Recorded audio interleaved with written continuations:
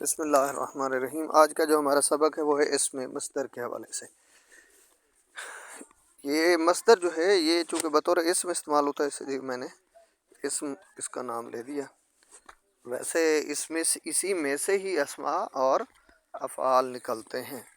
تو مصدر جو ہے بہت سارے مقامات پہ استعمال ہوتا ہے، کبھی اسم فاعل کے معنی میں، کبھی اسم مفعول کے معنی میں۔ تو بہرحال اس لیے میں نے اس کا نام اسم مصدر کہہ دیا ہے۔ بات مصدر کی ہو رہی ہے۔ عام طور پر فارسی میں ہم مصدر کے حوالے سے پڑھتے رہتے ہیں۔ ہم آج کے اس سبق میں ذرا اس سے ہٹ کر بات کریں گے جو عام طور پہ ہم کرتے رہتے ہیں۔ ہم جانتے ہیں فارسی میں مصدر کے آخر میں دن یا تن آتا ہے۔ اچھا، اردو میں اس کا معنی کریں تو آخر میں نا آتا ہے۔ یہ ہم پڑھتے رہتے ہیں، لیکن ہم مصدر کی اقسام کو آج ڈسکس کریں گے انشاءاللہ اس سبق میں۔ تو پہلے اس کی تعریف پڑھ لیتے ہیں تاکہ سبق بھی دہرایا جائے، ریوائز ہو جائے اور بات کا موضوع بھی بن جائے۔ تو مصدر وہ اسم ہے جو کسی چیز کے ہونے یا کرنے کو بتائے اور اس میں کوئی زمانہ نہ ہو۔ مصدر سے اسماء اور افعال نکلتے ہیں۔ فارسی زبان میں مصدر کے آخر میں دن یا تن ہوتا ہے، یہ نشانی ہے۔ آپ کو پتہ ہے کہ مصدر خود کسی سے نہیں بنتا، اس سے بہت سارے اسماء و افعال بنائے جاتے ہیں۔ اور اگر اس کا اردو میں ترجمہ کیا جائے تو آخر میں کیا آتا ہے؟ نا۔ فعل کا کوئی معنی بھی، سینس بھی ہو اور نہ آئے، لیکن یہ نہیں ہے کہ ہر بات میں نہ، جیسے ہمارے ہاں نانا ہے، اب وہ اسم ہے، حالانکہ اس کے آخر میں تو نہ ہے، لیکن اس میں چونکہ فعل کا سینس نہیں پایا جا رہا، کسی کام کے کرنے کا احساس اور شعور نہیں ہے۔ اقسام، ہم اپنے موضوع کی طرف آتے ہیں، اس کی اقسام پہ بات کرتے ہیں۔ تو بناوٹ کے لحاظ سے، وضع کے لحاظ سے مصدر کی دو اقسام ہیں۔ اب آپ کہیں گے کہ مصدر تو خود کسی سے بنتا نہیں، تو بناوٹ کے لحاظ مطلب یہ کہ واضح نے، بنانے والے نے، آخر لینگویج میں جس نے اس کو استعمال کیا اس نے بنایا، اس حساب سے ہم کہہ رہے ہیں۔ مصدر اصلی وہ مصدر ہے جسے اہل زبان نے بنایا۔ اہل زبان ہی بناتے ہیں، جعلی بھی مصدر اصلی بھی، لیکن اہل زبان سے مراد یہ ہے کہ اوریجنلی اسی زبان کا ہو اور وہ کسی اور زبان میں لفظ استعمال نہ ہوتا ہو اسی معنوں میں۔ مصدر اصلی وہ مصدر ہے جسے اہل زبان نے بنایا، جیسے گفتن، کہنا، رفتن، جانا، آمدن، آنا وغیرہ۔ مصدر جعلی وہ ہوتا ہے جو اس زبان کا لفظ نہیں ہوتا، کسی اور زبان کا لفظ ہوتا ہے، لیکن اس کے آخر میں ہم کیا کر دیتے ہیں؟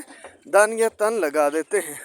عام طور پر ہم کسی اسم کو لیتے ہیں، کسی اور زبان کے اسم کو، اور اس کے آخر میں یدن یا یتن یعنی یا کے ساتھ لگا کر ہم کیا کرتے ہیں؟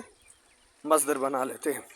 جیسے فہم ہے عربی کا ایک لفظ، اس سے فہمیدن سمجھنا، اسی طرح طلبیدن طلب کرنا۔ اب یہ فہم اور طلب یہ فارسی کے الفاظ نہیں ہیں، یہ عربی کے الفاظ ہیں۔ پھر ہم نے اس کے آخر میں یدن کا اضافہ کیا اور ہم نے ایک مصدر اپنی طرف سے بنا لیا جو ہمارے لیے بوقت ضرورت کام آیا۔ تو اسی لیے اس کو مصدر جعلی کہتے ہیں، اوریجنل مصدر نہیں ہوتا، اس زبان کا مصدر نہیں ہوتا۔ اشتقاق کے لحاظ سے، یعنی جب مصدر سے کوئی فعل یا اسم مشتق کیا جائے تو اس کو اشتقاق اس معنی میں ہو رہا ہے۔ مصدر سے معنی مشتق کرنے کے حوالے سے، معنی نکالنے کے لحاظ سے مصدر کی دو اقسام ہیں۔ نمبر ایک، مصدر متصرف وہ مصدر ہے جس سے تمام افعال و اسماء بنتے ہیں، تمام کے تمام، کوئی مسنگ نہ ہو، یعنی آگے جتنی بھی اقسام آگے بنتی ہیں، اس میں فاعل، اس میں مفعول، مبالغہ ہو گیا، یا اس میں اعلیٰ ہے، تفضیل ہے، یا مضارع ہے، سب اس میں سے بنتے ہیں۔ جیسے کہ ہمارے پاس ہے بوسیدن ہے، پروردن ہے، تو اس سے تمام افعال و اسماء بنتے ہیں۔ دوسرا ہوتا ہے مصدر مقتضب۔ مقتضب ہوتا ہے جس سے تمام افعال نہ بنے یا تمام اسماء نہ بنے، جیسے آختن، زادن۔ اب یہ دو مصادر ایسے ہیں جن سے ہمارا مضارع نہیں بنتا۔ اب ہم کچھ دیکھتے ہیں کہ مصدر لازم اور مصدر متعدی ہوتے ہیں، یعنی وہ جو کہ فعل لازم ہوتا ہے اس کا مصدر بھی لازم اسی طرح ہوتا ہے کہ جس میں مفعول کی ضرورت نہیں پڑتی۔ تو مصدر لازم کو اگر متعدی بنانا ہو تو ہم کیا کرتے ہیں؟ مصدر لازم کے امر حاضر معروف کے، اب تھوڑا سا اس کو سمجھ لیں، گہرائی کی بات ہے۔ مصدر لازم کا فعل امر بنائیں گے، امر حاضر معروف کا جو صیغہ ہوگا اس کے آخری حرف پر زبر دیتے ہیں اور آخر میں انیدن لگاتے ہیں۔ زبر لگانی، انیدن لگایا جب تو زبر تو لگے گی ہی الف کی وجہ سے۔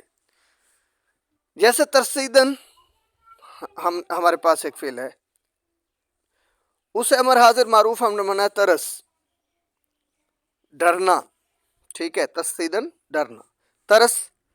اب ترس کے آخری حرف سین پر ہم نے زبر دی، پھر انیدن لگایا تو کیا بن گیا؟ ترسانیدن، ترسانیدن یعنی ڈرانا۔ تو یہ کیا بن گیا؟ یہ طریقے تعدیہ ہے، یعنی متعدی کرنے کا طریقہ ہے۔ اسی طرح افروختن روشن کرنا، ٹھیک ہے، روشن ہونا، روشن ہونا، اسے افروز، افروزہ اس کا فعل مضارع ہے، افروز کیا بن گیا؟ فعل امر، فعل امر کے آخر میں ہم نے انیدن بنایا، افروزانیدن روشن کروانا۔ سوختن جلنا ہے تو اس کا فعل مضارع بنا سوزد، اسے امر بنا سوز، پھر ہم نے اس میں انیدن کا اضافہ کیا تو سوزانیدن جلوانا۔ خندیدن ہنسنا، اس سے خندانیدن، کیونکہ خندد اس کا فعل مضارع بنا، اسے فعل امر دال آخر سے ہٹا دی، فعل امر بنا خندد، تو اس سے ہم نے آخر میں انیدن کا اضافہ کیا تو بنا خندانیدن۔ تو یہ ہم نے کوشش کی ہے کہ مصدر کی جو اقسام ہیں اس پہ بھی بات کی جائے، اور پھر مصدر لازم سے مصدر متعدی کس طرح بنایا جاتا ہے اس پہ ہماری بات ہوئی ہے۔ تو مجھے بہت امید ہے کہ میں نے تقریباً اس کا احاطہ کر لیا ہے بات کا۔ اگر پھر بھی کوئی چیز، ایسا کوئی کوسچن جو جس میں تشنگی رہ گئی ہو یا جو وضاحت طلب ہو، وہ آپ مجھ سے کمنٹ کر کے پوچھ سکتے ہیں۔ انشاءاللہ میں کوشش کروں گا کہ آپ کے ان سوالوں کے جواب بہتر طریقے سے دے پاؤں۔